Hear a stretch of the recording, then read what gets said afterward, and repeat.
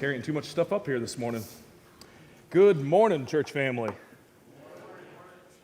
This didn't make it into the Sunday news yesterday because I forgot to remind the teachers of next quarter that we needed to put information about what's happening this next quarter. So I'm going to make a quick announcement about the classes. And in this announcement, I'm encouraging you that there is something that happens within our classes that isn't just about more study. It's not just a thing that we do to check mark some box of saying that we are going to be smarter, we're going to be more holy, we're going to do anything to that effect. What it is that there's a chance and the opportunity in these classes to grow closer to one another. That you don't really get that same affordability whenever you're all facing a stage and the closest you might have is staring at the back of the head in front of you, or maybe the person right beside you. And a class gives a structure to be able to get to know one another even better. The subjects are wonderful, I think, but really the real importance to me in classes is the camaraderie that we can develop through there. So there'll be 3 adult classes. We have classes for all ages, but focusing on the adult classes, 3 offerings starting in 2 weeks in March. In the auditorium, Don Keene is going to be teaching a class called The Pursuit of Holiness. It's based upon a book by that same title, and it's going to be really good, I have no doubt. Greg Ivins is going to be teaching a class called Can I Tell You a Story? Is that right? Or Telling Your Story? About encouraging and helping people to be able to share their faith story in a safe environment so that they can do it as God called us to, do it whenever and wherever. And then in the gym, Neil Brown and I are going to be doing a singing class and figuring out exactly what that means, but it's not just singing the whole time. We'll be also talking theology of songs and even some practicality of some songs. And so that's going to be the offerings. In 2 weeks, you'll see more about it, but I wanted to let y'all know that that is coming up, and I think that is important. This morning, we're going to be wrapping up a study in Leviticus. And I was left to pause there just for someone to say, it's about time, If you're in the Bible reading plan, you're going to be done with Leviticus here in the next couple days. I mean, it's a really quick read in a yearly Bible reading plan, but man, it can be laborious. But there's a lot of things about this book that I just find impressive. See, a lot of times whenever we approach the subject of holiness, we instinctively think of things not to do. That we don't touch that, we don't say that, we don't go there. And it's a lot of restrictive ideas whenever we think of holiness. But I hope this series in Leviticus has been correcting that assumption. Because holiness is not just about avoiding sin, although that's part of it. But holiness is about orienting our lives around the presence of God. That the closer that you get to God, the more holy you become. And it's not just a list of do's and don'ts, but it does address every bit of our lives. It addresses what we eat. It addresses how we deal with our bodies. It addresses how we treat one another. And it even addresses how we mark time and even live in the place where God has planted us. Holiness addresses it all. So as we wrap up this series, we're going to be in Leviticus 23. If you want to go ahead and turn there in your Bibles, 23 and 25 we're going to be reading from and making some applications of. But it shows us, both these chapters show us something surprising. That God not only cares about what his people believe, he cares about how they celebrate, how they rest, and how they treat the place that God has planted them. So Leviticus 23, let's read a few verses. In case you are wondering, this is the New Living Translation that I'll be reading from. Leviticus 23. The Lord said to Moses, "Give the following instructions to the people of Israel. These are the Lord's appointed festivals, which you are to proclaim as official days for holy assembly. You have 6 days each week for your ordinary work, but on the 7th day it is a Sabbath day of complete rest, an official day for holy assembly. It is the Lord's Sabbath day, and it must be observed wherever you live. In addition to the Sabbath, these are the Lord's appointed festivals, the official days for Holy Assembly that are to be celebrated at their proper times each year. The Lord's Passover begins at sundown on the 14th day of the first month. On the next day, the 15th day of the month, you must begin celebrating the festival of unleavened bread. This festival to the Lord continues for seven days, and during that time, the bread you eat must be made without yeast. On the first day of the festival, all the people must stop their ordinary work and observe an official day for holy assembly.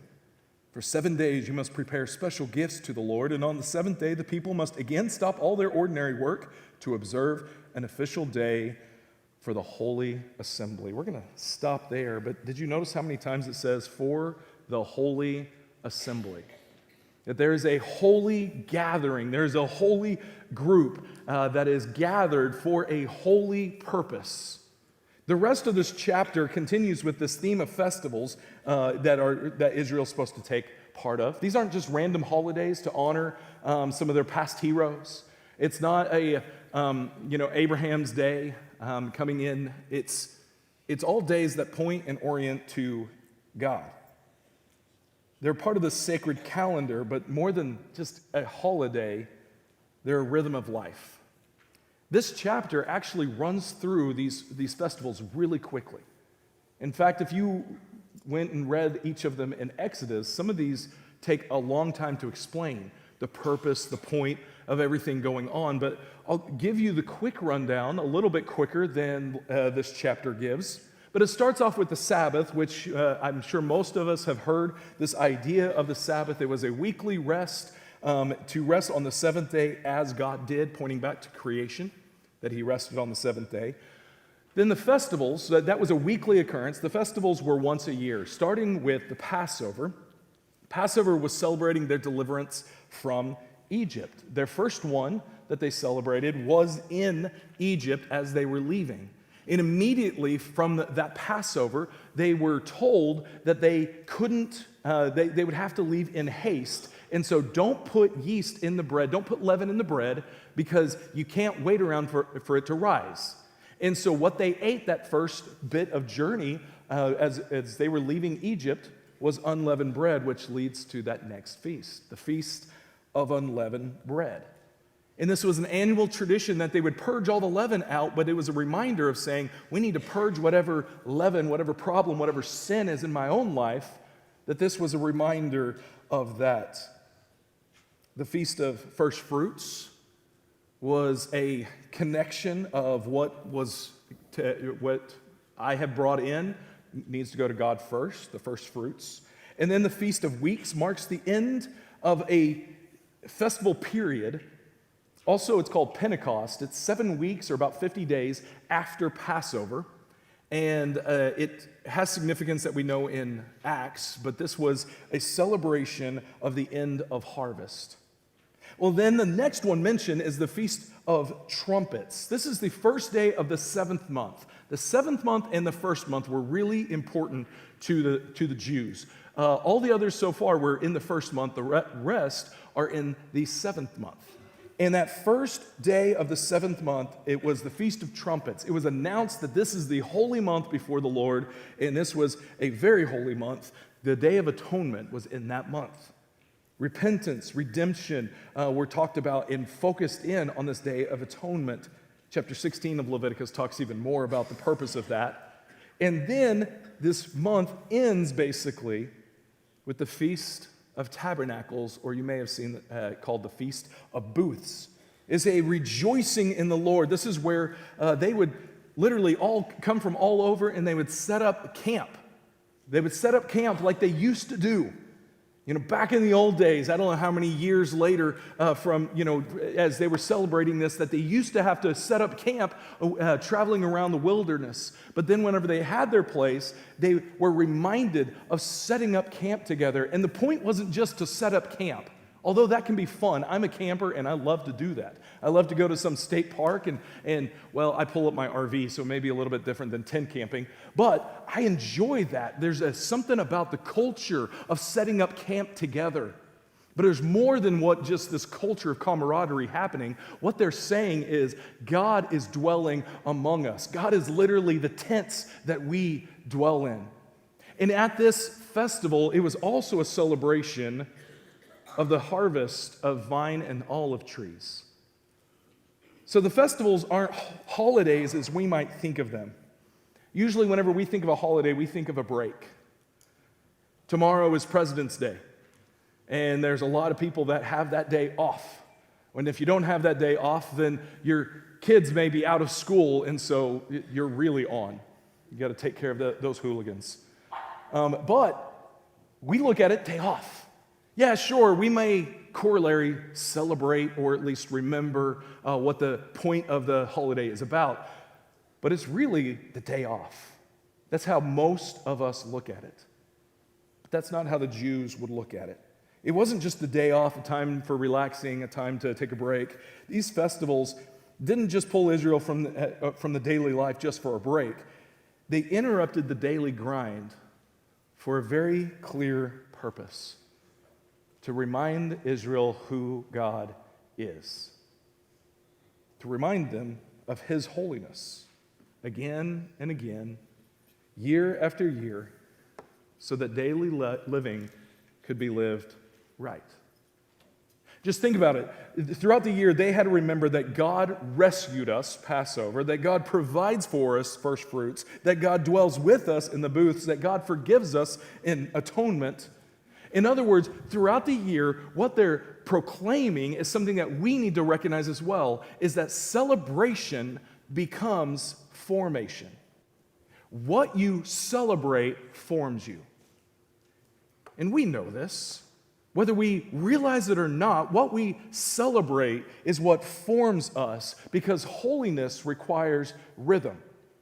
And whatever we give the rhythm of our life to is what begins to shape us. And sometimes we forget that. Sometimes we forget that the rhythms of our life are very important to how we honor not just God, but honor our families, how we honor the church, how we honor Christ's name, how we honor the places where we work, how we honor the places that we enjoy. Our rhythms say so much about us as a people of God, or as people, period.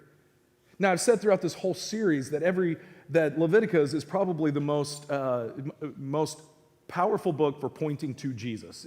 It speaks of Jesus in a lot of ways that we may not give it credit for. I think Jesus shows up in these festivals very strongly. He fulfills them. We see that He is the Passover lamb in 1 Corinthians 5:7. We see that He purges sin from our lives as unleavened bread in 1 Corinthians 5:7 as well. In 1 Corinthians 5:20, we see that He's the first fruit of the resurrection. He sends His Spirit at Pentecost, the Feast of Weeks, in Acts 2. He announces His coming and even His return with trumpets in 1 Thessalonians 4:16. He makes atonement once and for all, 1 John 2, verse 2. And He tabernacles or dwells among us, John 1:14. Direct connection of Jesus to all of the major festivals of the Jews. I can't see that that's unimportant for us. This is clearly important, that there is a rhythm going on in the life of the Jews that Jesus then says, I am the culmination, the fulfillment of this rhythm. This rhythm that's been orienting you in your life to face God is now taking on new meaning by saying you face God because of Jesus. You are able to face Him because of who Jesus is. And although we may not celebrate these festivals today, nor do we need to, we can take note of their purpose. See, the rhythms of celebration helped shape the ancient Israelites into the holy people God intended them to be. It was a continual shaping them year after year in who they would be. Greg mentioned last week in the communion thought about the ancient understanding of the Seder meal that we now take, the Passover that then became the Lord's Supper. In that there is a connection that goes all the way back, and it's a formative connection, and it's drawing us in because what we celebrate shapes who we become. Our holidays, our weekends, our traditions, our rhythms, they are never neutral. The way that you treat your day off is not a neutral thing. It shapes you. It tells the world something about you. If you don't take a day off, that tells the world something about you. That you show up in a rhythm of coming on Sunday mornings to worship with a particular group, that rhythm says something about you. Nothing that we do is neutral. And we need to remember that. But let's add to it one more piece. Because it's not just about the rhythms of our life and how we celebrate, it is also the land that we live in that has some importance. If you jump over to 25, chapter 25, starting in verse 2, it says this: "Give the following instructions to the people of Israel. When you have entered the land I am giving you, the land itself must observe a Sabbath rest before the Lord every seventh year. For 6 years you may plant your fields, you may prune your vineyards and harvest your crops, but during the seventh year, the land must have a Sabbath year of complete rest. It is the Lord's Sabbath. Do not plant your fields or prune your vineyards during that year." Every 7 years, the land rests. Just out of curiosity, how many in the auditorium grew up or are still in some sort of agriculture kind of mentality, whether it was farming, ranching, like you lived the land, you worked the land, or your parents did, maybe grandparents, you have a connection there. Not as many as I was expecting here, but that's my upbringing as well, is that I get the understanding of working the land and being around that. And every time I read about the Sabbath year, I can't help but kind of laugh. Because it's hard enough to scratch a living from the dirt. It's not easy because markets do what they do, and hailstorms come, and insurance doesn't give you as much as they should, and all the things, all the battles that you have, they're just difficult. But this idea of saying, you know what, it was a rough year, but next year we can't do anything with it. Next year the land's just going to rest. I mean, this is not just a small ask. This is radical. This is something that very few were doing beforehand. Very few would actually continue this kind of respect for the land that God placed them. It's the land getting a break. Seems strange. Why would the land need a break? Well, there's actually a lot of scientific reasons as to why the land needs a break, but I'm not going to get into that right now. In fact, that's why crop rotation and things like that are actually really important, but that's not the point. See, that's maybe part of what God is doing, but really what he's doing is he's saying, okay, for a year, you can't plant. And if you don't plant, that means your harvest suffers. And if your harvest suffers, that means your profit suffers. And if that's true, then if you want to honor God, what is happening here is he's saying, I need you to trust me in a radical way. For 40 years, they were going around in the wilderness, and God was providing for them everything that they needed. Every morning they would wake up and there would be this frosted flakes on the ground. That's the best term that I can understand to talk about manna. They don't know what it is. What is it? It's frosted flakes. We have marketed it now. They had that. And then they would have quail for meat. And God would send this to them. And if they were thirsty, he would send, whether Moses would hit the rock or speak to the rock, that he would give water to them if they were in a dry place. God was providing everything that they needed. And for 40 years, they understood that. But when they came to the land that God was giving them, the manna stopped. How are they going to continue to trust God? Here's how. Every 7 years, you remember. Every 7 years, you radically trust God. You see, you don't rest because everything is done. You rest because God is faithful. You don't rest just because my to-do list is now done. You rest because God is faithful. And that's what taking rest is reminding them of. And then as the chapter progresses, we see an even more radical idea that every 7 sets of 7 years was a year called the year of Jubilee. So on the 49th year, there would be a normal Sabbath rest, but then on the 50th year, there would be another year of rest for the land. But even more than that, it was a year of Jubilee. In this year of Jubilee, debts were released. Debts that were happening all over among the people, they were released. They were forgiven. Does the year of Jubilee sound good for some of you? Yeah, we have to wait 50 years, but wouldn't it be nice? Some are still in debt for longer than that. Yeah, debts are released 50 years. That's great. More than that, it's not just, they would also have indentured servitude in some form, slavery. Slaves were released every year of Jubilee. You got to know that the slaves were excited about seeing that year come up. And then, not only that, the land was restored. So if you sold your family land in order to make ends meet, the family land came back in the year of Jubilee. This was a year of celebration because it was a reorienting of life that was putting things back together, that there should be no poverty among the people, that you should take care of one another because the land is taking care of you, so you take care of the land. They're not owners, they're just stewards. The land belongs to God, the people belong to God, the future belongs to God. This kind of holiness, whether through the festivals or especially through the land, it resists exploitation, it resists this endless accumulation, and it resists treating people and land as tools. That's what holiness looks like, is resisting the urge to do what capitalism wants us to. It resists the urge in which our own desires to make our mark in this world. Holiness resists those types of things.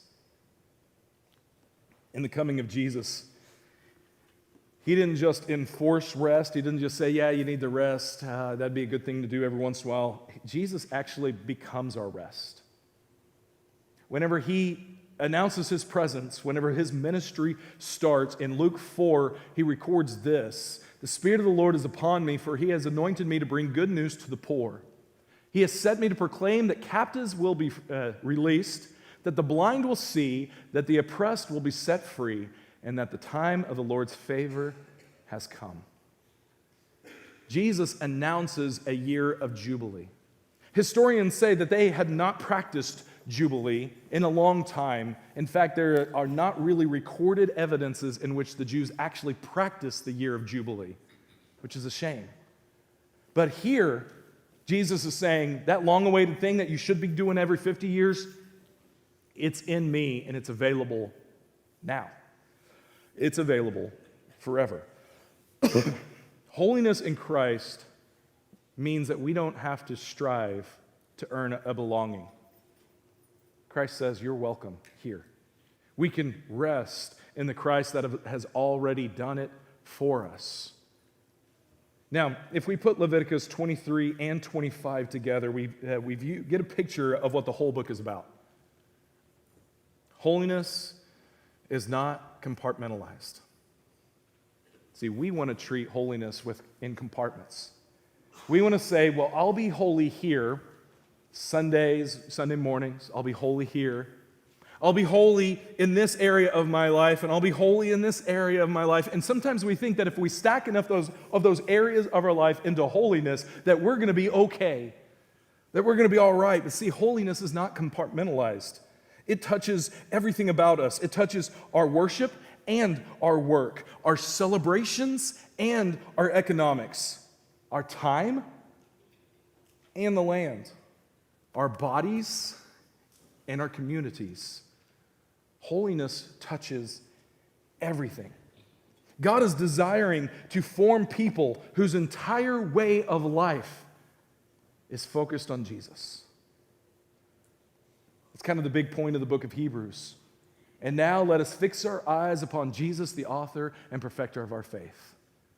This is the idea that Scripture keeps on pointing to, is that our whole lives are oriented around our eyes being fixed upon Jesus.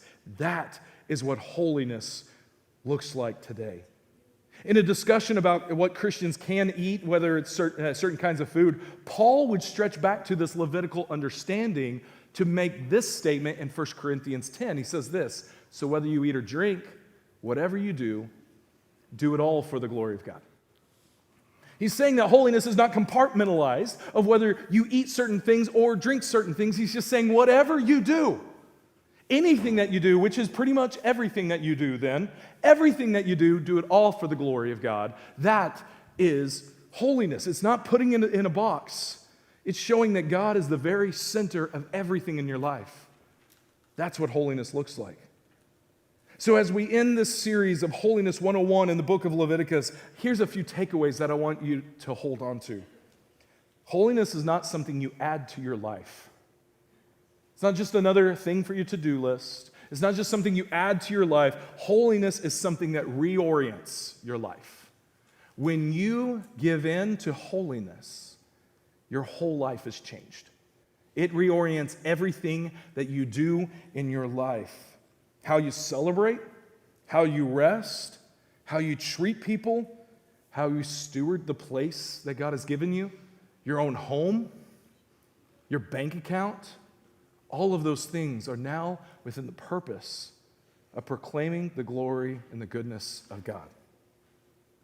Jesus fulfills this law, fulfills the law of the Leviticus. He fulfills it not to give holiness, it had its chance and now it disappears, but more so to show that holiness should flow from transformed hearts. That it's not just some code that you follow, some ritual that you do. Holiness is something about who you are. And it orients your whole life around it. See, we don't keep festivals to earn God's favor. We don't show up to worship on Sunday morning, every Sunday morning, or as often as you might come, to earn God's favor. That's not going to do it. That's not how it works. See, how you earn God's favor is recognizing that He already favors you. And accept that favoring and let that favor reorient your life. To where the things that were once priorities for you fade. And what is truly the priority for you is that God's name be glorified in my life every day. So whatever I'm doing at work today, tomorrow, this week, that it can now glorify God's name. Because that's what holiness looks like. It's what God calls me to. And it's worth it. You see, you don't practice Sabbath because God is demanding that you can't do work this day. You rest because you know that God is trustworthy. And you show the world that you trust in God. Whenever the rest of the world is thinking, man, that's crazy for you to not pursue this American dream, to not just do all you can in this dog-eat-dog world to get ahead in this world, that you don't do that, that is crazy. But do they know why you don't do that? Do they know that you have oriented your life around praising Christ and letting His holiness impact everything about you? You see, when holiness permeates everything, our joy and even our sorrow becomes worship. Our rest becomes a testimony. Our lives become witnesses to the holy God who dwells among His people. And so God's call is the same today as it was so many years ago. Be holy as I am holy. See, that's not just a to-do list. That's an orientation of your whole life, that God is inviting you to His holiness. And there's nothing that can compare to that. Literally, in the word itself, holiness means other. There's no other category. There's nothing to compare to God's holiness. And He says, you want in on this? Come on. Come on. Because that's the kind of God that we serve. A God that doesn't dangle the best of things of this life and says, you're not good enough to reach this. He says, look, I'm the best that you're ever going to see. I'm the best of what can be offered, and I give it to you freely. So the question is, will you accept his invitation? Will you accept his invitation to be holy as he is holy? Because I want to let you know, when you do, it's not just that your life will be different. And to use the church word, it's not just that your life will be holy. Your life will be better than anything you could do on your own. Because that's what a holy God offers. Because he is better than anything you could do on your own. So this morning, if you want to accept the invitation of God to be holy as he is holy, then this stands for you right now. Come forward as we stand and sing.